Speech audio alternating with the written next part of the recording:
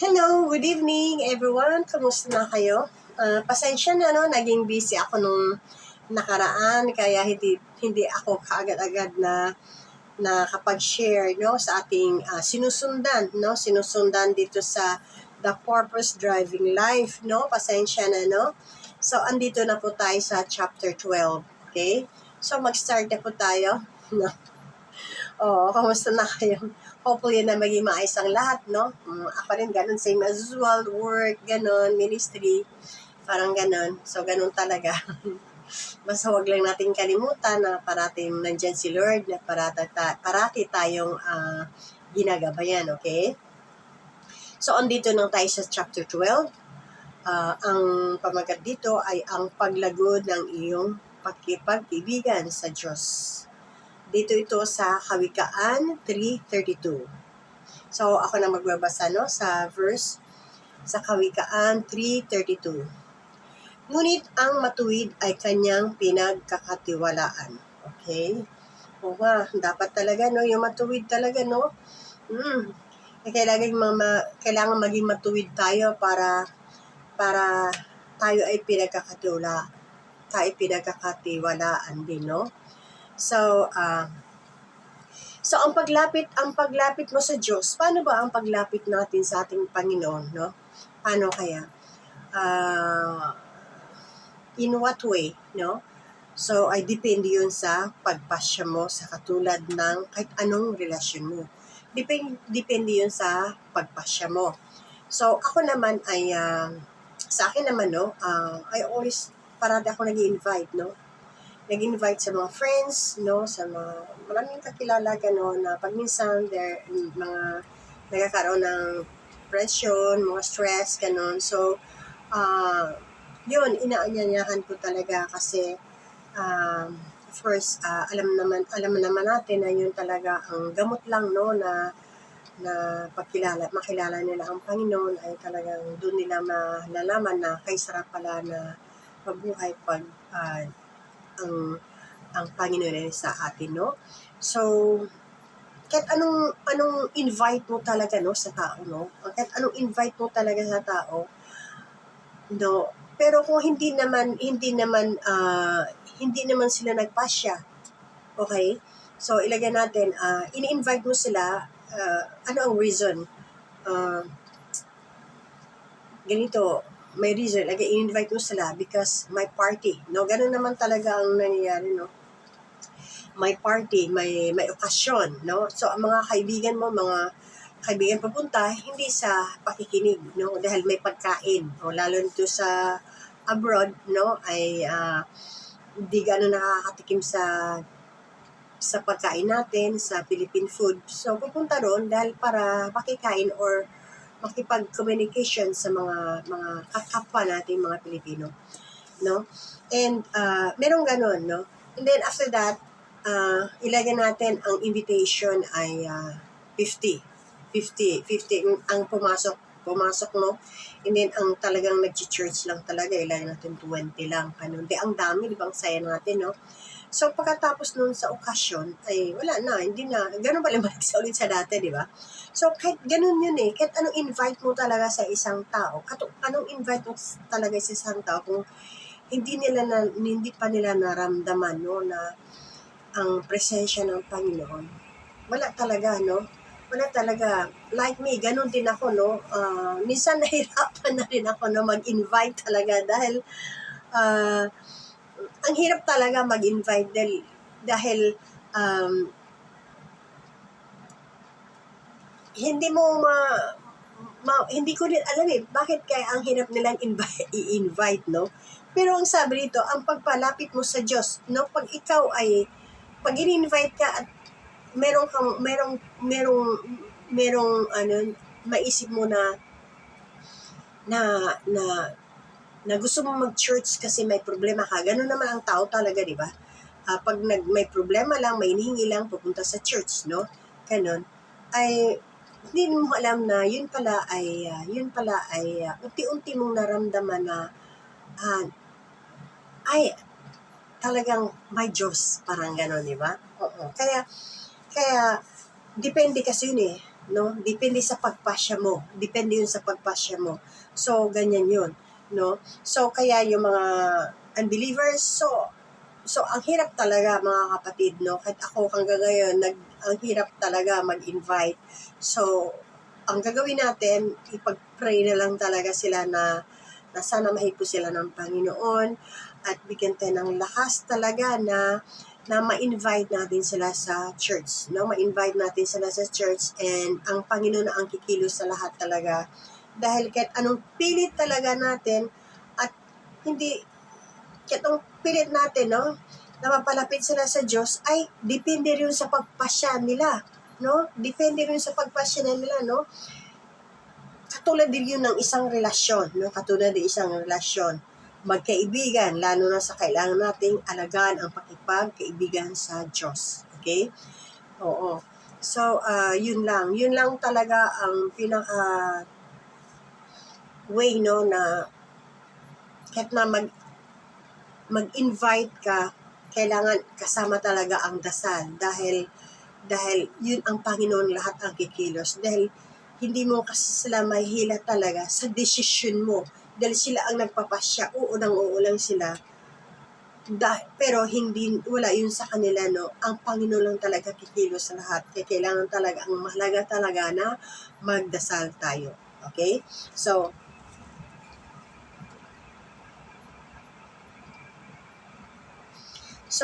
tayo mga Kristiyano, no? In a way, hindi naman lahat ang mga Kristiyano ay perfect, di ba? Meron namang talagang hot na hot, no? Merong warm, meron ding ano yun, pag minsan papunta, minsan hindi, parang gano'n, no? On off, no? So, ano kayong dapat natin gawin, no? Paano kayo tayo magkaroon ng connection sa ating Panginoon?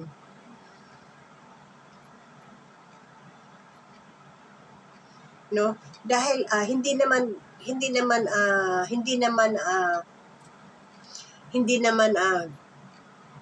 agad-agad na gusto ng Panginoon ikay mag-isang perfect, ikaw isa maging perfectong Kristiyano. Hindi naman yun, kapatid. Noon din, na-share ko rin naman, alam din naman natin, if bagong Kristiyano pa, ay alagain. Kumbaga sa kanay parang sanggol, no? Sanggol na uminom pa ng gatas, uminom pa siya ng gatas, tapos sabaw, lugaw, hanggang matitigas ng kinakain, di ba? So, hindi kagad yun perfect. Kahit na mayroon ding matandang Kristiyano, pero ang isip ay bata pa, no? So, depende. Hindi naman kasi yun sa edad, kapatid, sa ating pagpapala, doon naman ako nabubulol, no? Sa ating faith, no? Sa ating Panginoon. Okay? So, kailan magkaroon talaga tayo ng connection sa ating Panginoon. Hindi naman inasahan maging perfecto. Yun, nakasulat ito. Pero gusto nating maging pursige, na maging matapat tayo sa Kanya. Okay, no? Kailangan nating basahin. Ano ang gagawin natin, no? Kailangan magbasa tayo ng Biblia. Ako rin ay nagbabasa talaga ako ng Bible. Hindi naman, siguro, kasi I'm so busy talaga, no? Pero, nagbabasa rin ako ng Bible every night. Pero, pag minsan, one page lang, no? Kagaya ng ito, nagbabasa ko ng Bible, ganyan, no? Magbabasa ko. So, nandito ako sa job, no? Sa job. So, halimbawa, pag gusto magbasa, marami. Pag minsan mga 2 pages lang, basta as long na everyday ka magbasa. Oo. Kaya itabi mo sa akin, pag minsan kasi napasabed ko sa sulok, pag tulog ko na, ay, nalimutan ko magbasa ng Biblia. Kaya ngayon, no, itinabi ko siya kasi para pag, bago ako matulog, magbabasa ako. Kasi pag doon medyo malay-layo, wala na, antok na ako, kailangan ko na talaga na matulog, no? Kaya kailangan talaga na parati tayo magbasa ng Biblia dahil para maging, para alam natin, no? Para alam natin ang what is Bible, no? Ano ang Biblia talaga, no? Masarap talaga pag magbasa ka ng Biblia or at i-share mo yung nalalaman mo sa Biblia sa mga kaibigan mo. Share at saka invite, no? Kagaya sa akin, invite. Mahirap mag-invite. Mahirap mag-invite kung hindi Kristiyano. Mahirap mag-invite talaga. Kailangan deep, no? Kailangan magdasal talaga ng napakalalim na dasal. Tama ba yung Tagalog ko? Kailangan talaga iiyak mo talaga sa Panginoon, no? Kasi mahirap talaga mag-invite, kapatid, kung hindi pa sila, no? Hindi pa nila ganong kilala ng Panginoon, no? Okay, mahirap talaga, no? Kaya, yon, kailangan bago ka mag-invite, kailangan magdasal talaga, kaya hindi natin to kaya. Hindi natin kaya ito, no? So, dito sa Matthew 5:14, no? As a child of God, you are now the light of the world, no? Kaya yun ang sabi, no? Tayo ay mga anak ng Diyos, tayo ay light ng world. So, ano ibig sabihin nun? Kailangan natin ipahayag natin ang salita ng Panginoon, no? Hindi pwedeng dark, madilim. Ano ibig sabihin nun? Kasamaan, di ba? Oo, so kailangan light maging, no? Tayo ang ilaw, no? Tayong ilaw, no, ng mundo ba yun? Sa mundo? Tayo ng ilaw sa mundo. O yun. No? Tayo ang ilaw, no? So, sanlibutan. Ito pala, no? Kayo ang ilaw ng sanlibutan ng isang bayan na nakatayo sa ibabaw ng isang bundok. Yun, di ba? Kaya, kailangan talaga. Pero, kailangan talaga na bago tayo mag-invite, kailangan talaga natin na magdasal, mag-pray talaga, mga kapatid. Kasi minsan, kagaya din sa amin, no? Yung pumupunta ito sa house church namin ay gusto nila na agad na malaking church, no? Pero, kakaumpisa pa lang, no? Anyway, before, matagal na kasi itong house church namin, ay marami na kami na-invite. Ang dami-dami na. Minsan, puno na, pumunta na kami sa park. No? Pumunta na kami sa park, nag-renting kami ng church, parang ganon. So, suddenly, yung husband ko, pumunta kami sa International Church, natigil yung aming house church. And then, pumunta kami sa Philippine Church, nandun din, natigil rin. So, nang bumalik lang, nagdesisyon kami na mag-house church na lang, no? So, hindi naman pwede na sa amin, para sa akin, hindi kasi pwede na mag-rent ka agad ng church, di ba? Kasi, kung isa, dalawa lang, much better sa amin na lang, house church. Kasi, para pag dumami na lang, no? Pag dumami na, saka na lang mag-rent. Kasi, okay pa naman di ba? Okay pa naman. Yun ang, at saka makapagluto-luto pa, makapagbigay ka pa ng merienda, di ba? And fellowship. So, pag minsan nakikita niyo yung mga pag nakikita nila, ayaw nila ng ganun, gusto na yung marami, gusto na ng masaya. So, syempre, pag minsan, mahirap talaga wala kang magawa, ganon. Mahirap talaga mag-start. Anyway, mahirap mag-start, mag-invite, mga kapatid. Mahirap mag-start. Mahirap mag-start talaga. Kaya, oh Lord Jesus, no? Ganon na nga. Oo. So, na-example ko lang yung church talaga, no? Kaya, pero, yun ang sabi dito, tayo ang ilaw, no? Tayong ilaw, no? Kailangan natin i-share ang Word of God, no? Tayong ilaw, kailangan i-share natin ang Word of God. Even though it's hard to invite the people, kailangan natin gawin yun dahil we are a child of God. Okay? Ganon yun, no? Oo. And nandyan si Lord, alam naman niya di ba? Alam naman niya kung gaano tayo ka-devoted sa Kanya. Okay? So, kaya sabi nga rito, no? Kayo ang ilaw ng sanlibutan ng isang bayan na nakatayo sa ibabaw ng isang bundok ay hindi maitatago. Di ba? Oo, kailangan huwag natin itago, no? No, huwag tayong magbasa ng Biblia and then makinig ng sermons sa church, sa ating mga pastor, and then hindi naman natin i-share. And then, I'm blessed. So, sabi ka no? I'm blessed, no?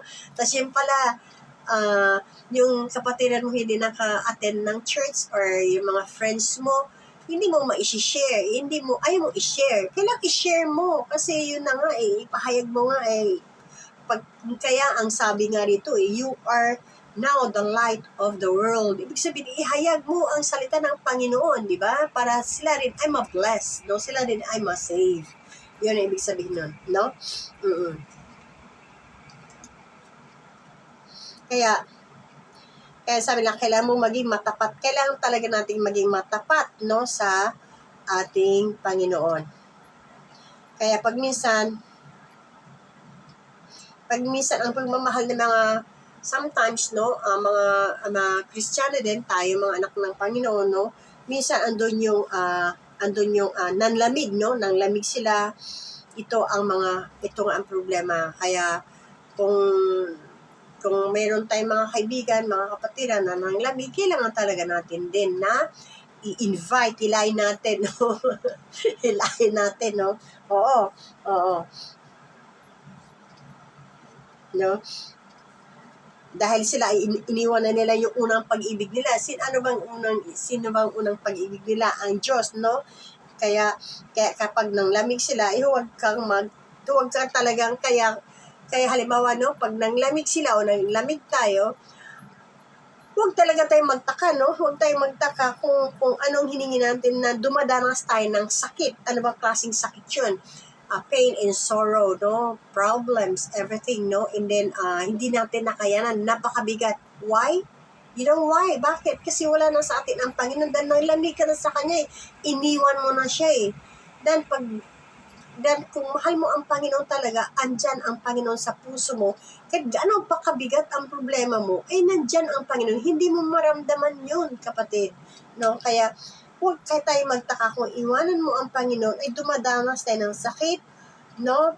Hapdi, dahil sabi sa Santiago, sabi ng Santiago na daw, no? Santiago 4:8, lumapit kayo sa Diyos at siya'y lalapit sa inyo. Diba? Yun ang sabi nito, no? Sa Santiago 4:8, lumapit kayo sa Diyos at siya'y lalapit sa inyo. Lalapit sa atin daw, no? Dahil malinaw ang pagkasabi ng Diyos na ito, no? Na ang pagsunod ay isang kondisyon, no? Ang pagsunod ay isang kondisyon ay para sa maging malapit sa Diyos. Sabi niya, kailangan maging malapit tayo sa ating Panginoon. Diba? At alam mo naman natin, paano ba natin maging malapit tayo sa ating Panginoon? Kailangan mas mangibabaw yung ating, no, ating ginagawa sa ang ating obligation na sa ministry natin sa church, sa ating mga kaibigan na kailangan natin mag-share ng salita, no? Kailangan, no? Kaya sabi dito, no, malinaw ang pagkasabi na ang Diyos na ang pagsunod ay isang kondisyon, no, para sa maging malapit sa Diyos. Anong kondisyon kayo, no? Kasi ang sabi niya, tayo'y Kanya mga kaibigan. Kayo'y mga kaibigan ko. Kung tinupad niyo ang mga utos ko, syempre, bibigyan tayo ng mga blessings. Hindi tayo makakaranas ng mga pain, sorrow, no? Magkakaroon tayo ng self-control, no? Of course, hindi na nga, sabi nga, hindi nga tayo perfect, di ba? Hindi nga tayo perfecto talaga. Example yung work ko, no?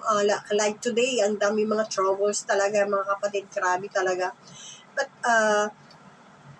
kahit ganun pa man, ay hindi ka basta-basta na mairita o magagalit dahil nasa iyo ang Panginoon Nasa iyo ang Panginoon may inis ka man lang, pero hindi yung iba na talagang wala kang Diyos na talagang yung talagang wild na, no? So, parang may naghaharang sa'yo na, ay, si Lord andyan. Siyempre, no, nandyan si Lord. Kailangan na, nandun yung bigla ka na lang magkaroon ng pagtitiis, self-control, di ba? Kahit naiinis ka. O, ganun. Oo. Tapos yun. Siyempre, kung ano ang mga problems mo, kaya kanina, bago ako nag-share ng Word of God, no? humingi ako ng tawad sa Panginoon, kailangan humingi talaga tayo ng tawad. Halimbawa, may mga problems sa work mo, pag minsan naiinis ka, no? And then, hindi ka na nakipag-away, basta naiinis ka lang, no? Naiinis ka lang, ganun, parang ganun. Pero hindi nila kitang naiinis ka. Of course, pag uwi ko, hindi ako ng tawad kay Lord, no? Naiinis ako dahil, ano yun, lumalaki ng braso sa kabuhat sa matatanda. Sabay gano'n, no? Oo, bibigat ng aming kuan. Aming mga paralyzed, no? Mga lalaki pa, no? Kaya ako, pag minsan, 4-5 beses pa sa isang araw. Kaya ang lalaki na yata ng braso ko, Parang, ang taba-taba ko na yata tingnan, di ba? Kaya ganun yung mga kapatid, no? Kailangan magkaroon tayo ng, kaya sabi ng Panginoon ay, kailangan, no, na maging malapit tayo sa Kanya at siya ay lalapit sa atin. So, we should be careful. Ano yung, syempre, huwag natin kalimutan yung Galatians 5:22-23 ba yun? Oo. No, nandun yung, mahal mo na ang Panginoon, mamumunga ka na, nandun na yung fruit of the Holy Spirit. Okay? Nandun na yun, mga kapatid. So, kailangan talaga natin na, we should input, tama ba yun? We should remind ourselves or we should input our heart, tama ba yun? No? Kailangan, huwag natin kalimutan, no? Huwag yung, kailangan magkaroon tayo ng self-control, no? Kailangan natin na, isipin natin na andyan ang Diyos, okay? Ganun talaga, mga kapatid. So, sabi niya ito,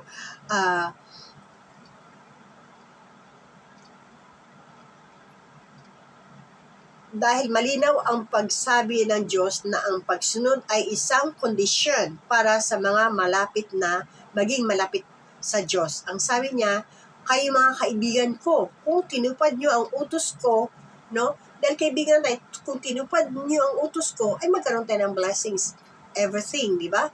Dahil nandyan siya, no? Safe na tayo kung tayo mamamatay, meron natin, kasama natin siya, no? Kasama natin siya sa langit. Magkaroon tayo ng buhay na walang hanggan, di ba? Sa langit, no? Kasama niya, no? So, pero tandaan natin, kaya tinatawag natin siyang kaibigan, hindi tayo kapantay niya, no? Hindi natin siya kapantay na ang Diyos ay siya ay King of Kings, di ba? No? Siya ay mapagmahal na pinuno at sumusunod, no? Sumusunod tayo sa Kanya hindi dahil sa pasensya na lamig kasi na ang aircon, nakainom nga ng tubig. Nasobrahan niya ito sa salita. Pasensya na. Malapit ang matapos. Sabi rito, no, na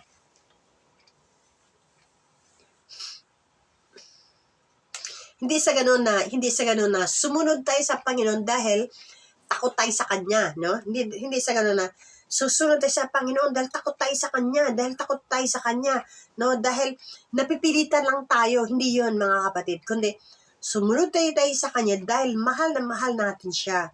Dahil, bakit? Bakit kaya natin siya mahal na mahal? Dahil tayo tinubos niya, no? Pinatawad niya tayo sa ating mga kasalanan. Tinubos niya tayo, nagkaroon tayo ng chance na magkaroon tayo ng buhay na walang hanggan, no? Tinubos niya tayo, okay? Dahil sa mga ganong bagay at gusto nating sumunod sa Kanya, kailangan sundin natin ang gusto niya, no? At una pa, dahil iniibig natin siya, no? Dahil pinatawad tayo, no, ng ating Panginoon. Okay? Oo. Dito na nagtatapos, mga kapatid, ang aking share with testimony. Testimony ko, no? Oo. Talaga, ang tagal ko na kasi hindi nakapag-share, no? Almost 2 weeks yata. Mayroon mga maraming kababalaghan sa nangyari sa trabaho ko. Sabay ganun. Oo, kaya kailangan we should pray, no? Kailangan kasi hindi naman lahat mga Kristiyano yung mga kasama natin. Mas okay yung nasa camp tayo, di ba? Pag sa camp tayo, lahat mga Kristiyano, wow, ang sarap-sarap. Wala yung talagang masaya, no? Pagkasama natin ang kapwa natin Kristiyano, no? 3 days, mga ganun, 4 days, saka wala kang iniisip, kundi dasal, lecture, games, no? Ang saya-saya. Pero pagkatapos noon, andun na yung nakukuhaan ka na, no? May mga problems na, marami mga et cetera, no?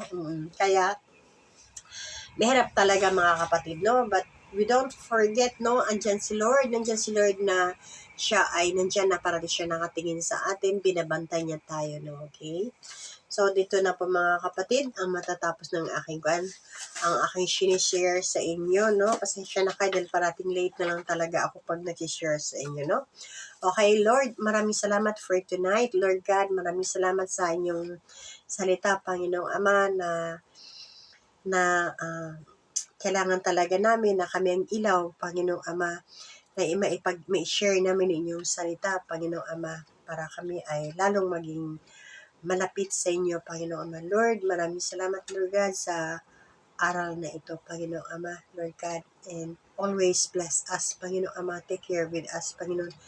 Lord, protect us always with Jesus. Lord, maraming salamat, Lord. We love you, God. In Jesus' name, I pray. Amen.